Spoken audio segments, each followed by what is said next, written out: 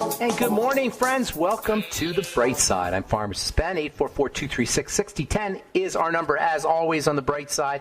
And we love hearing from you. If you have questions, comments, or success stories you'd like to share, or if you just want to contribute to the conversation, 844-236-6010 is our number. We'll get your calls in our second segment. We'll be talking to Ivy Slater of Slater Success and the author of the book From the Bar to the Boardroom,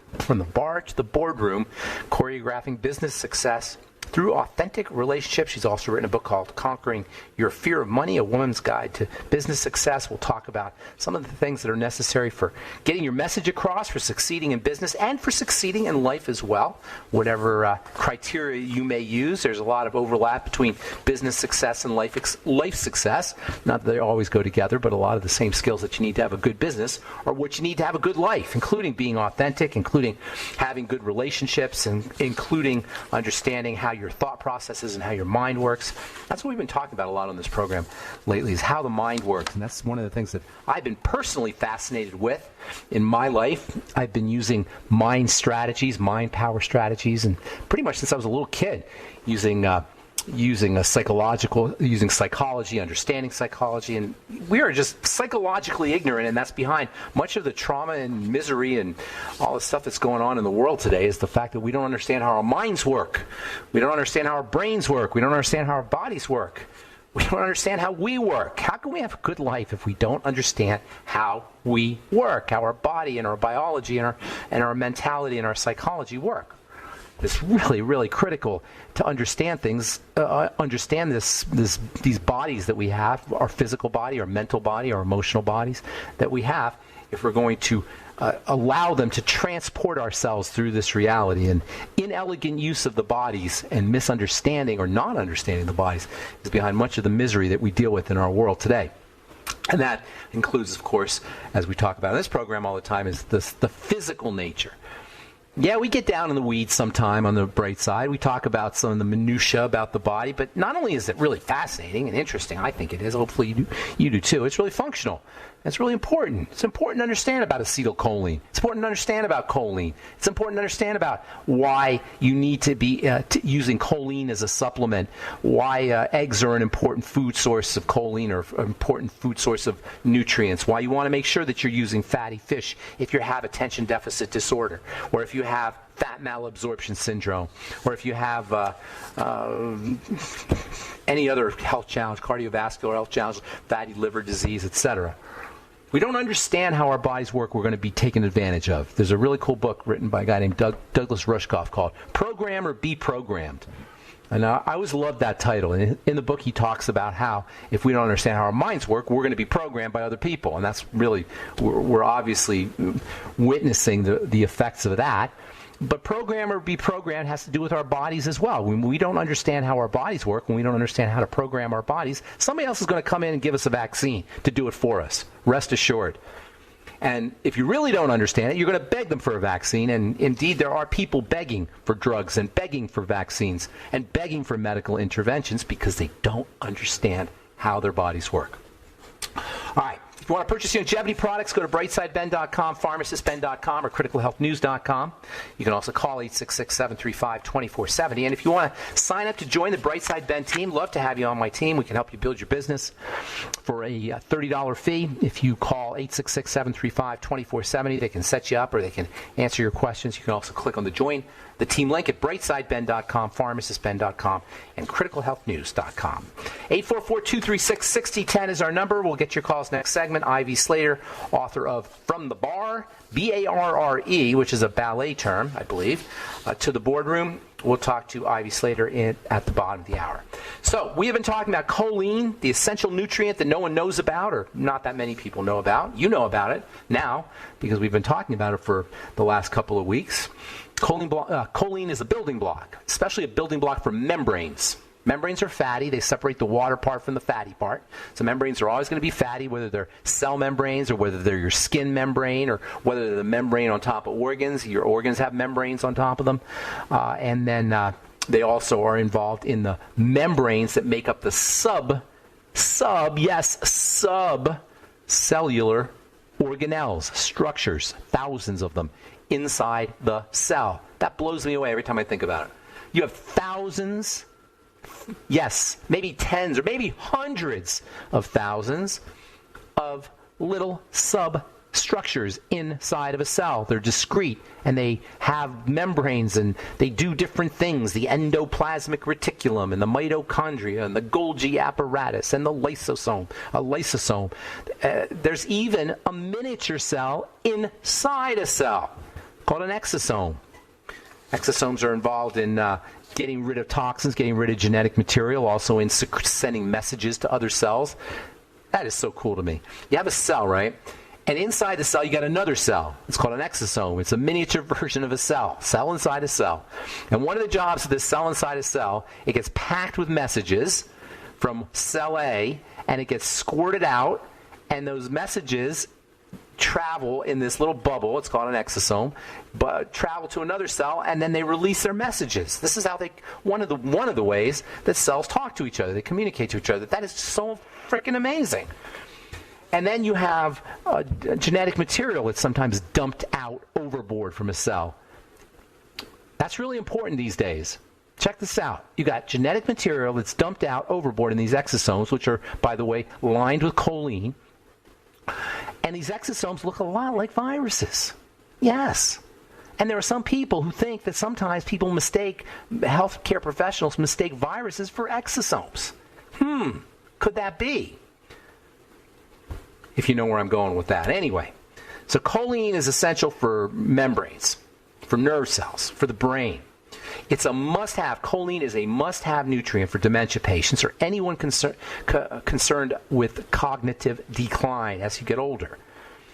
There's an interesting relationship between estrogen and choline, and as women get older and their estrogen levels drop postmenopausal, they're going to have issues with with choline deficiency, which may lead to cognitive decline. And on the other hand, choline is important for kids whose brains are developing. And it's a critical supplement for pregnant women. You're going to find it in a lot of you'll find it in pretty much most prenatal vitamin formulas. It's not a vitamin. I say prenatal vitamin formulas. We call them prenatal vitamins. There's other things in there. Choline's not a vitamin. It's vitamin-like, whatever that means. It's similar to a vitamin. I don't even know if it's similar to a vitamin, but it's essential. And actually, it's not even essential. It's conditionally essential because we can make a little bit as long as we have enough estrogen. There's an important connection between the two. Fetuses need choline for healthy brain development. In fact, choline synthesis and the relationship between choline synthesis and estrogen has to do with making a baby. That's estrogen's main role. And when estrogen levels are high, choline is produced sufficiently, at least sufficiently for fetal development, although it's a good idea always to make sure you're getting enough choline in supplements and in foods. All right, I'm Pharmacist Ben. 844-236-6010 is our number. We'll be back right after this.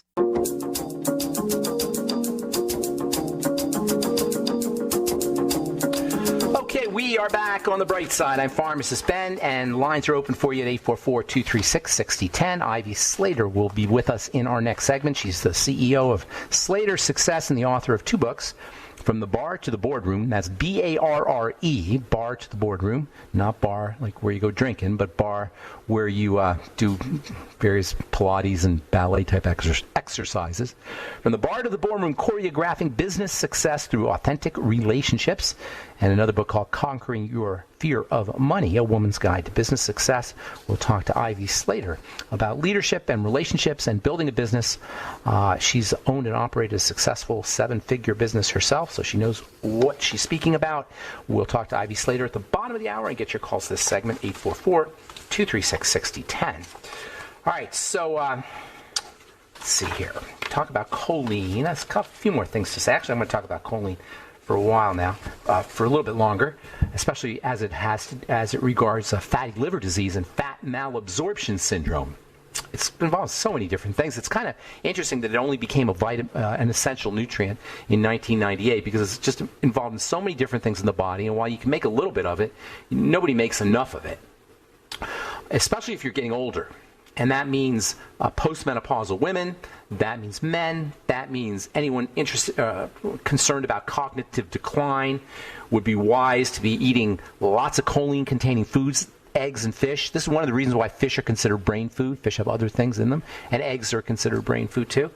And please don't be an eggophobe unless you have some kind of allergy, food allergy, of course. Some people have food allergies to eggs, and that's very unfortunate. But if you don't have a food allergy, do not be an eggophobe and do not worry about the cholesterol in eggs, as most of you guys probably are aware. Cholesterol is very, very, very important stuff, especially for the brain and especially for the nervous system, like choline. Isn't that interesting?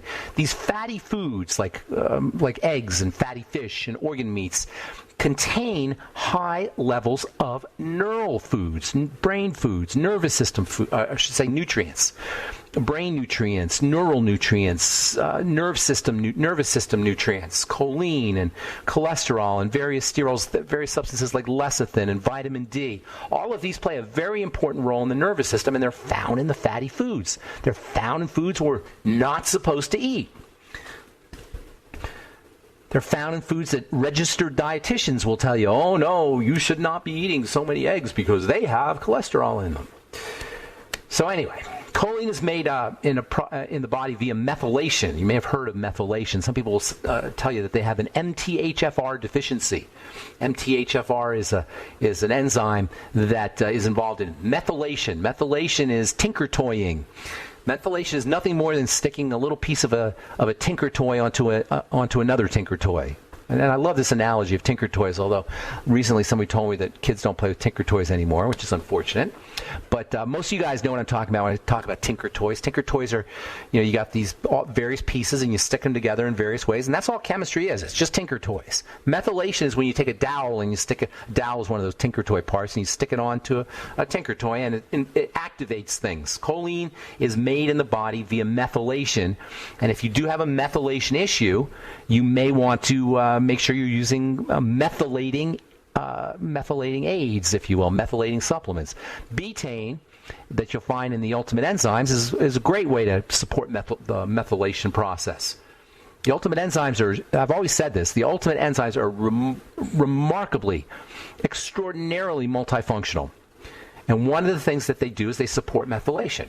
So just another reason to take your Ultimate Enzymes. You can also use something called SAMe, which stands for sulfur A-methionine, I believe. Just SAMe. SAMe is a methylating nutrient as well. Let's see what else here. If you're not healthy, don't worry so much about these MTHFR deficiencies. Worry about your overall health. MTHFR deficiencies are said to be this genetic thing, and they are to some people. Very few people, they're born this way. But for most people, the genetics that are associated with MTHFR deficiency are more about physiologic stress. They're more about a system that's stressed out. So yeah, there's some genetics that are involved, because genetics are involved in everything.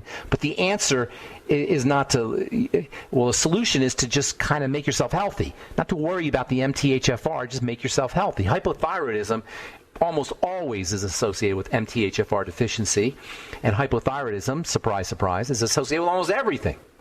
Third point on the triangle of disease, which means to deal with hypothyroidism and to deal with MTHFR deficiency, you go back to the triangle of disease. Work on your adrenal glands, stabilize your blood sugar, and work on the digestive system. Triangle of disease.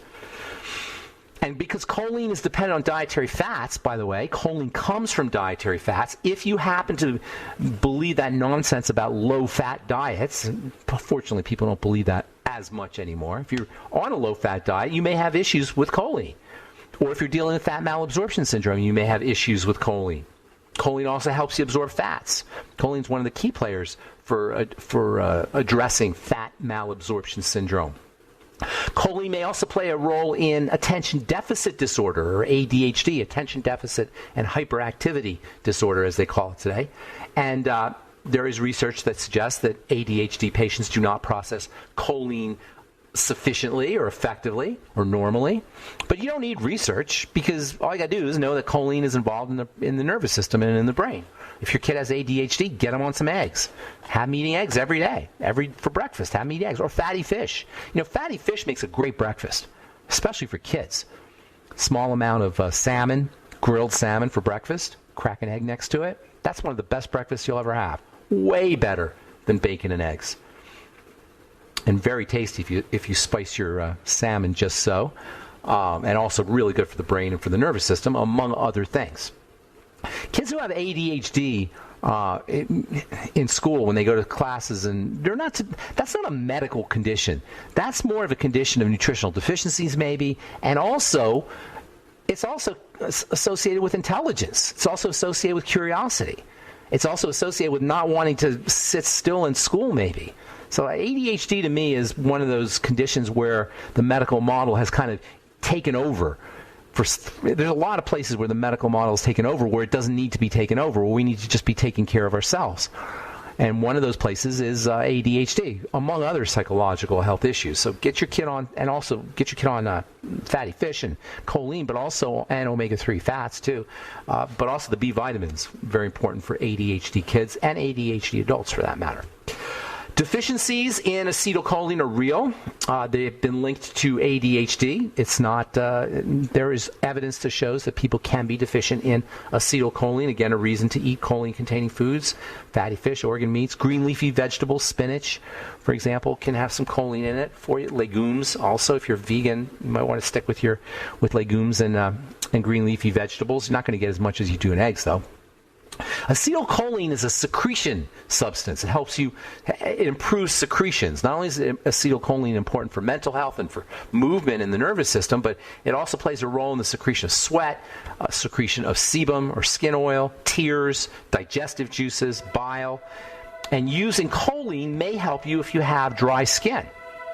Dry skin is partially caused by a lot of things, but one of the reasons why we have dry skin is insufficient lipid or fatty secretions. Insufficient or unhealthy secretions, and choline may help you there. All right, I'm Pharmacist Ben. You're listening to The Bright Side. We got Ivy Slater coming up in our next segment. We'll talk about her book, From the Bar to the Boardroom. Don't go away. We'll be back right after this break. Okay, we are back on The Bright Side. Thanks for joining us. We're on the air Monday through Friday, 8 to 9 Pacific and 10 to 11 Central Time, and 24/7 on the archive page at benfuchsarchives.com. Thank you to Peter in the UK for setting that up with a search engine. We also have archives at brightsideben.com and the longevity products at brightsideben.com, pharmacistben.com, and criticalhealthnews.com. We've got news stories, blog posts, lots of good health information, videos. Got a new video coming up on Sunday, I believe, on criticalhealthnews.com that I did with Jonty. Thanks, Jonty, for setting that up, by the way. Criticalhealthnews.com. Lots of good information on all our websites. And don't forget to take a look at our Truth Skin Health products at truthtreatments.com, all formulated in my compounding pharmacy for wound healing on a prescription basis for healing skin health challenges like psoriasis, eczema, and acne. You'll never find any preservatives, fragrances, fillers, waxes, emulsifiers, water, silicone, vegetable oil, nothing your skin doesn't need or doesn't want in any of our Truth Skin Health products. 100% active and functional healing beauty products. And that's why we have over 1,400 4- and 5-star reviews up at truthreviewed.com. Truthreviewed.com for our reviews, and truthtreatments.com if you want to purchase products. And we have Black Friday specials and Christmas specials coming up as well.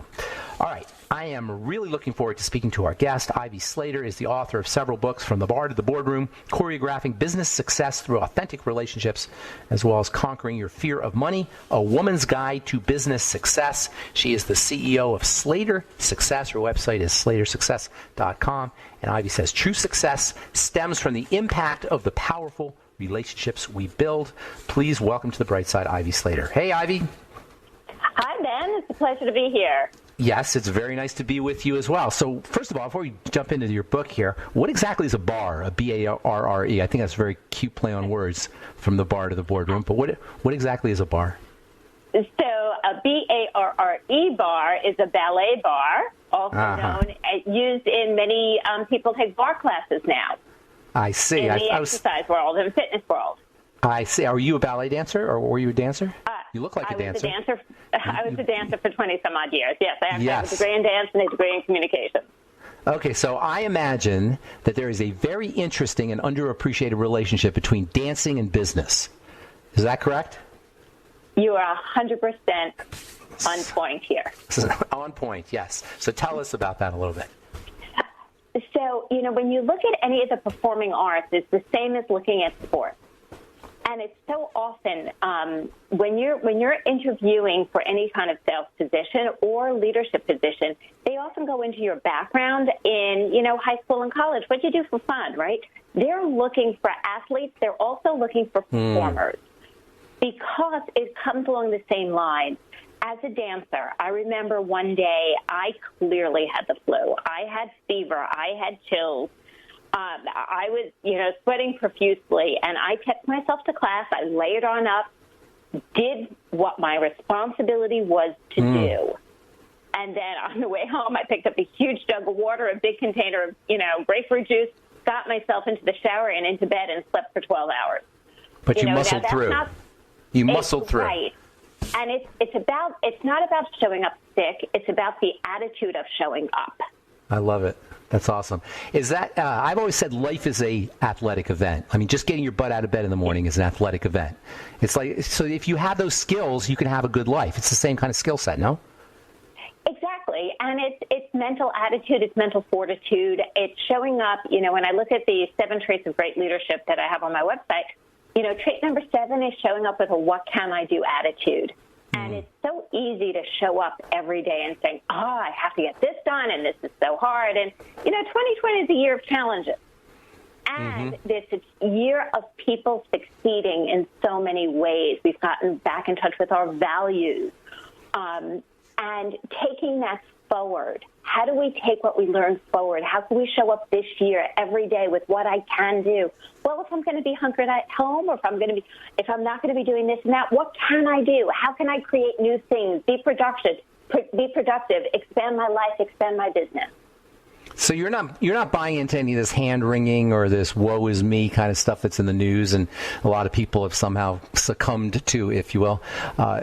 You say there's opportunities. Wherever you have this kind of stuff, you also have opportunities. Exactly. Everything in life happens for a reason. And there's lessons we're being taught this year. And are we willing to actually play a full game, right? Perform big, play the full game, and see what they are for each of us. It's amazing, little things like I have 2 adult kids, and I ended up having both of them back under my roof all summer. Now I could say, like, wow, I'm running a business, and I have my kids here, and they're working, and the house had, a crazy vibe, right? Or I could come from the approach of, wow, having kids in their 20s, both working and being productive and wanting to be in our environment and be together and hunker down together is a moment in time that is irreplaceable. So it's a point of view and how you want to approach it. The same thing is true in business. Are you seeing the golden rainbows here? Are you seeing where opportunity is sitting? Things are a little quiet. What are you developing? What are you working on? What are you learning? So you're big on relationships, and now it's almost like everything's conspired to destroy our relationships. The latest thing on Thanksgiving is you can't have people over for Thanksgiving. You can't have gathering. Some countries, they can't even gather, not the United States, but in some countries you can't even gather like 4 or 5 people, even family people. You can't walk down the street together. It seems like everything's conspiring to destroy relationships. How do you deal with that? I think it's a great point. And although there's a lot out there challenging us on relationships, so we have the ability to then show up and say, well, it's making me look at things differently. You have all these video platforms, right? Whether it be Zoom or FaceTime or Teams or StreamYard, and we can go on and on. And what's it like? So here's a client of mine, and we were looking at the golden opportunities of 2020. Right, in starting to work on her strategic plan for 2021. We reviewed 2020, and then we went into the personal. I was like, give me some of the golden things that came out. And she goes, you know what? She goes, she's has 6 brothers and sisters. She's like, we're across the country. Everybody always caught up with each other on different schedules. It's life, Ivy. People are busy. And she goes, all of a sudden this year, we instituted a Monday night call. We all get on Zoom every Monday. She goes, I know more about what's going on in my siblings' world right now than I did last year, let alone the last 5 years, having, running a business, having my siblings doing their thing. So it's showing awesome. What can you do, right? And the same thing is is showing up in business. It's showing up all through our lives. It's, do we want to see it? And are we willing to adapt? Are we willing to learn, adapt, and grow from this experience versus just, kind of having a tantrum like a 2-year-old and say, I want my Thanksgiving. Yeah, right. Where does leadership fit into this? As business people, how can we leverage leadership skills in order to help our customers, help our clients get through all this stuff? I mean, what are the things that business people can do as leaders? I think that's a great question. Oh, we got to Ivy, we got a commercial. So hang on that. We'll take a commercial. We'll come back. We're talking to Ivy Slater, SlaterSuccess.com. Her books are From the Bar to the Boardroom, Choreographing Business Success Through Authentic Relationships, and Conquering Your Fear of Money, Woman's Guide to Business Success. More with Ivy Slater on the bright side right after this. Don't go away.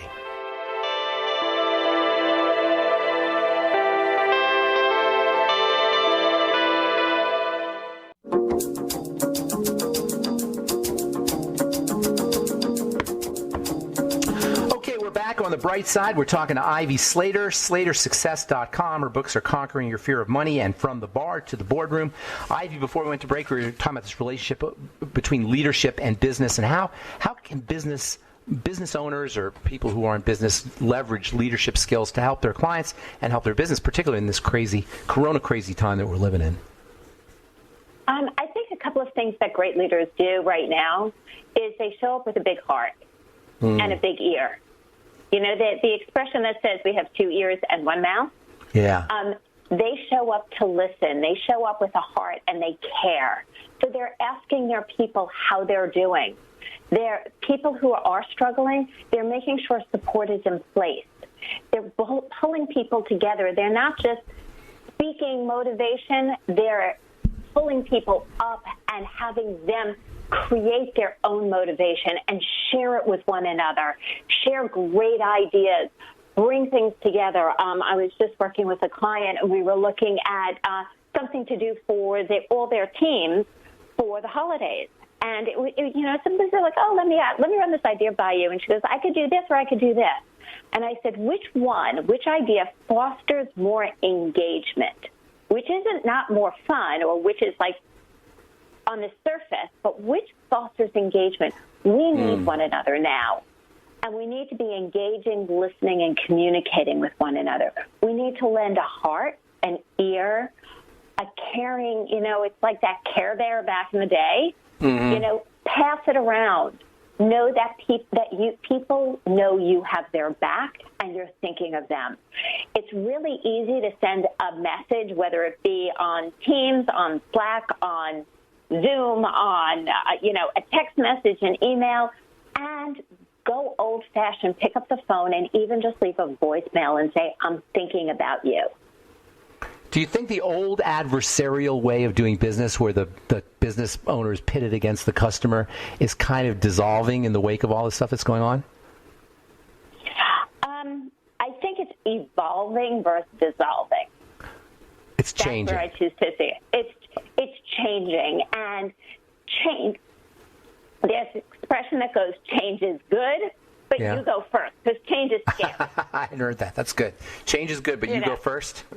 All right, I'm going to work with that one. That's good. Because people react to change of like they pull back, they get a little frightened, they get a little scared. Yeah. Yet evolution is one of the greatest things. If we have not evolved, we wouldn't be driving in cars. We wouldn't be worried that we can or cannot get off an airplane. We wouldn't have any of this. So change is good. We just need to take a breath through this and say, what are we learning during this evolution? And then what do we want to discard? And then what do we want to keep and move forward? So you have multiple books, and I want to talk about the Making Money book, or Conquering Your Fear of Money. You also have a blog. You also have lots of videos, and you do presentations. How do people work with you? Like, you work one-on-one with people if they have a business or if they're a CEO, or et cetera? Absolutely. So I do work with business leaders. I help businesses scale and grow, as well as I work with a lot of corporations on leadership. One of the big things in larger companies right now is they want their people to have an entrepreneurial spirit. Is the phrase. Yet it's nothing that's taught in any program. It's nothing that's taught in college, in MBA programs, in law school, in any situation. yet they want them to have this. So what I do is I do work with clients one-on-one on their businesses. Very often I work with not just the client, but their entire teams. I'm also brought into corporations to do a lot of training, coaching, and development of their people. So their entire team starts elevating. I personally love the entrepreneur lifestyle. I've been an entrepreneur my whole life, and it just seems like the most invigorating way to live a life. How would you describe, what does that mean to you when you say entrepreneur? I think you said entrepreneur mindset. What does that mean to you? You know, when I was in my 20s, I was determined to be a business owner. At that time, I was like, I had no idea what kind of business I was going to own or run, but I truly wanted to be the master of my destiny. And that's what I look at as being an entrepreneur mindset is, you know what? We fail well, but we learn from it and we build better than ever before. I love it. We're willing to look at what works and what doesn't. An entrepreneurial mindset is somebody who's willing to play big, take the risks. But they're going to be calculated. They're going to be planned out. They're going to be calculated. But we know there's a risk there involved. Right. You know, transitioning, throwing away a seven-figure printing company to open in '08 when nobody knew what a coach was, let alone a coaching and consulting business, right? Wow. And, you know, I remember being berated by my accountant saying, "You're out of your mind. What are you doing?" And I said, "I'm doing what I believe is the right future for me." And it was a calculated risk. So being an entrepreneur is like being an athlete. You have the same skills. It's like the athlete of the business world. Absolutely. You're training every day, and you realize you're in training every day. You're learning every day. You know, top athletes are still looking at their coaches. Yeah, right? That's right. You're still improving your game. And I'll say for myself, I'm going to improve my game until I lay down and I'm done. I love it. You're so inspiring. So I love this title here, Conquering Your Fear of Money, because that's kind of a compelling title there. What does this mean, fear of money? Well, I've worked with an enormous amount of women leaders over the years. You know, I have a sweet spot, a huge passion for women stepping into their value, earning their worth. And the one thing I've seen way too many times is women have a tendency of undercharging and undervaluing themselves. And, you know, quite frankly, it's always annoyed me. We should make as much, if not more, we are doing, especially today. You know, when you look at how many women are also overseeing their kids' remote schools and doing so much more and still running their businesses, leading their careers forward, what we come to the table with, we should see where not just others should see our compensation and our value, we need to be able to look in the mirror and see it for ourselves. And that's where that book was birthed from, of that idea of, ladies, let's sit down at a table and talk money. Let's sit down at the table and talk about the strength of negotiations. Let's sit down and look and own our values and then some and ask for it with confidence. So fear of money is like, it's not fear of the dollar bill, it's fear of the topic of money or the subject of money. Correct. And, you know, what studies are showing is more women are controlling their household money and their net worth than ever before in our homes, right? But then we go sit down and you could, you know, go back to Sheryl Sandberg's book where, you know, in her story of Facebook gave her an offer and she was like, yeah, okay, great. And then it was her husband who challenged her, saying you're taking the first offer. And so often I speak to women, they're like, well, it's a good offer, or this is a good price I'm putting this out at. People are buying it. I was like, yeah, but if you have a 100% conversion rate on a number, maybe you're selling something too cheap. Should we be talking about that? They're like, but I'm doing well. And I'm like, let's look at what you know. So it's truly women confidently talking money, talking about the skill sets of worth and value, and looking in that mirror and seeing their value. Do you talk to kids, like high school girls, or college girls who are entering? Often. Yeah, I have always had a huge, you know, anybody who knows me knows, hey, Ivy, I've got a group where I'm involved with, and I'm like, okay, just say yes. I'm that's actually great. This Christmas, I was just asked to speak for a group of actually high school girls. What do you find? What do you find about high school girls as opposed to when you were growing up? How are they different in terms of leadership and entrepreneurship and money? I mean, so what's really interesting is high school girls have more inner confidence than high school boys. Uh-huh. So then the question is, what happens? Where does it shift? And why does it shift? And I don't have the answer to that, and I would love to. I would love to go and, understand some psychological It's the men. study. We've conspired. We've conspired to do it. It's the men have done that. All right. Hey, Ivy, that was very, very informative. Thank you so much, Ivy Slater. Good luck with everything you're doing. And your podcast, too, her success story, on all the podcast platforms, I imagine?